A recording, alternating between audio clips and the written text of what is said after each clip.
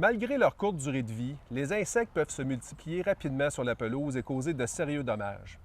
L'important, c'est de savoir les identifier pour pouvoir les traiter adéquatement. Et aujourd'hui, on vous explique comment dépister la pyrale des prés.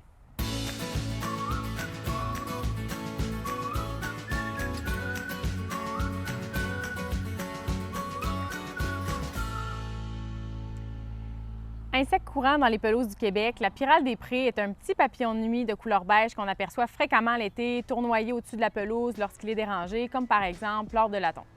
De la mi-juin à la mi-août, on voit les papillons virevolter lorsqu'ils pondent leurs œufs un peu partout sur les pelouses. Il faut savoir que les adultes, lorsqu'ils sont au stade de papillon, c'est pas eux qui endommagent le gazon, c'est vraiment les larves qui causent les dommages. Donc, dès leur éclosion, la larve se met à se nourrir en mangeant la couronne du brin d'herbe et la tige du gazon, ce qui retient le brin d'herbe à ses racines. En septembre, on constate de graves dommages qui peuvent se manifester si la population de pyrales, de larves de pyrales, s'est accrue au cours de l'été.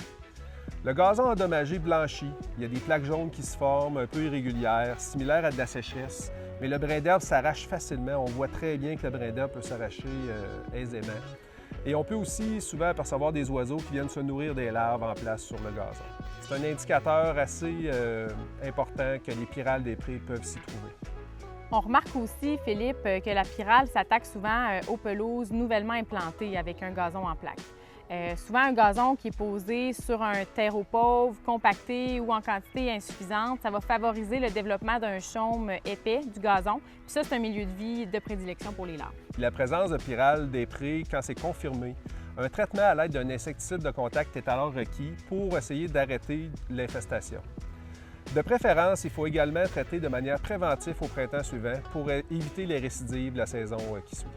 Comme les produits ne sont pas disponibles en vente libre, vous devez confier cette tâche à des professionnels comme ceux de Weedman qui pourront confirmer avec vous le diagnostic avant d'intervenir. Et votre pelouse, là, normalement, avec ces interventions-là, elle va bien se rétablir, mais il faut être patient quand même. Comme le contact entre les brins d'herbe et leurs racines a été fragilisé, il faut laisser le temps à ce lien de se recréer. L'idéal, c'est de laisser le gazon jauni en place sans le racler ni le piétiner, d'appliquer un bon engrais riche en phosphore qui va favoriser l'enracinement et attendre au printemps suivant.